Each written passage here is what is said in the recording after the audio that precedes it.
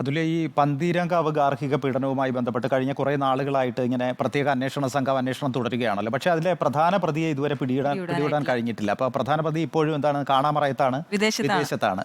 നമുക്ക് അതുമായി ബന്ധപ്പെട്ടൊരു വാർത്തയിലേക്ക് പോകാം. കോഴിക്കോട് പന്തീരങ്കാവ് ഗാർഹിക പീഡന കേസിൽ കുറ്റപത്രം നൽകാനൊരുങ്ങി പോലീസ്. മുഖ്യപ്രതി രാഹുൽ ഒഴികെയുള്ളവരെ ചോദ്യം ചെയ്യലും അറസ്റ്റും പൂർത്തിയായതോടെയാണ് നടപടി ആരംഭിച്ചത്. വിദേശത്തേക്ക് കടന്ന രാഹുലിനെ നാട്ടിലെത്തിക്കാനുള്ള ശ്രമം തുടരുകയാണ്.